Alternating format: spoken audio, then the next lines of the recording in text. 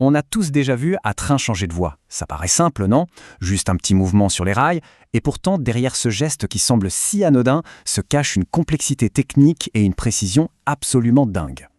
C'est vraiment ça la question. Comment on y arrive? On parle quand même d'un monstre de 500 tonnes qui fonce à pleine vitesse. Les forces en jeu sont colossales. La moindre petite erreur, le moindre défaut, et les conséquences peuvent être dramatiques. Alors c'est quoi le secret?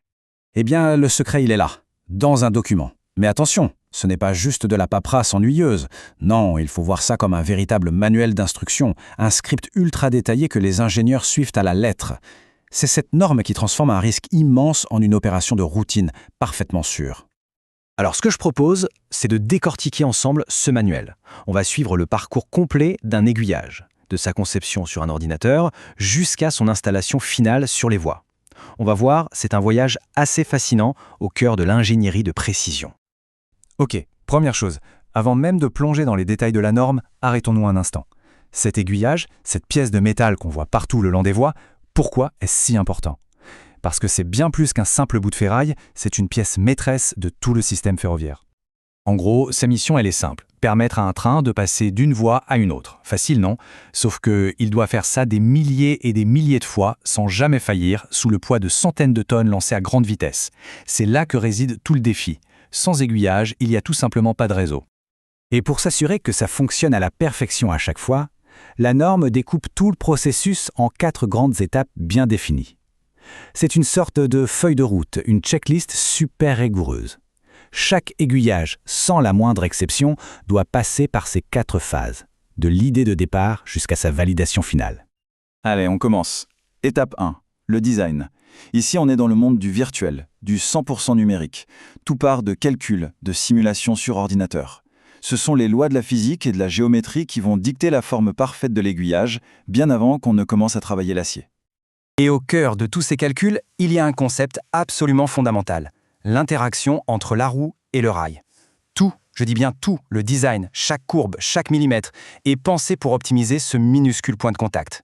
Il faut s'imaginer que toute la sécurité du train, des centaines de tonnes et des centaines de vies, repose sur une surface qui n'est pas plus grande qu'une pièce de monnaie. C'est là que tout se joue. Voilà, cette image illustre parfaitement le truc. À gauche, c'est ce qu'on veut. La roue est guidée en douceur. Tout va bien. À droite, c'est le début du cauchemar. On voit le boudin de la roue, cette espèce de petite lèvre sur le côté, qui commence à grimper sur le rail. Et ça, c'est le signal d'alarme, le scénario catastrophe que tout le design cherche à éviter à tout prix. Alors, comment on évite ça? Avec un chiffre clé, 40 degrés. La norme est formelle là-dessus. C'est l'angle de contact minimum absolu à maintenir entre la roue et le rail. Si on passe en dessous de ce seuil, les forces de friction sont telles que la roue ne va plus être guidée, elle va littéralement escalader le rail. C'est purement physique. Donc tout l'enjeu du design, c'est de garantir que cet angle de 40 degrés soit respecté, tout le temps. Bon, le plan numérique est validé. Maintenant, on passe de l'ordinateur à l'usine. C'est les étapes 2 et 3, la fabrication. C'est à ce moment-là que le design parfait sur le papier devient une réalité. Une réalité de plusieurs tonnes d'acier, forgée avec une précision d'horloger. Concrètement, il s'agit de faire des choix cruciaux. Quelle sera la charge maximale sur les essieux? À quelle vitesse les trains vont-ils passer? Est-ce une ligne avec beaucoup de trafic? Toutes ces réponses vont dicter le type d'acier à utiliser, la forme exacte des pièces mobiles. C'est vraiment ici que les besoins du réseau sont traduits en spécifications techniques pour l'usine. Et ce qui est vraiment intéressant, c'est cette citation tirée de la norme elle-même. En gros, elle admet que malgré toutes les règles, il n'y a pas de formule magique. Le système est tellement complexe que l'expérience du fabricant, son savoir-faire, est absolument essentielle. La norme donne le cadre, mais c'est l'expertise de l'ingénieur qui fait toute la différence. On arrive à la toute dernière étape, la numéro 4. C'est un peu le moment de vérité, l'examen final. L'aiguillage est terminé, tout en acier. Il faut maintenant vérifier s'il est parfaitement conforme au plan numérique de départ. Et quand on dit parfaitement, on parle d'une précision au millimètre près. Et là, les niveaux de précision exigés sont juste stupéfiants. Regardez un peu ces chiffres. L'alignement du rail principal ne peut pas bouger de plus de 3 mm. L'écartement entre les deux rails, plus ou moins 2 mm de marge. Et pour certains décalages, c'est plus ou moins 1 mm. C'est la micromécanique, mais appliquée à une structure qui pèse des tonnes. Pour bien se rendre compte de ce que ça représente, 1 ou 2 mm, c'est à peine l'épaisseur d'une petite pièce de monnaie. Voilà la marge d'erreur tolérée. C'est sur cette précision extrême que repose toute la sécurité du système. Mais ce n'est pas tout. En plus de la géométrie générale, les inspecteurs vérifient des dizaines de points de contrôle critiques, ce qu'on appelle les dimensions de sécurité. Par exemple, la protection de la pointe de cœur, qui assure que la roue ne viendra jamais taper la partie la plus fragile de l'aiguillage. Chaque détail est passé au peigne fin pour garantir un guidage parfait, sans aucun risque. Bon, on a vu tout le processus, de A à Z.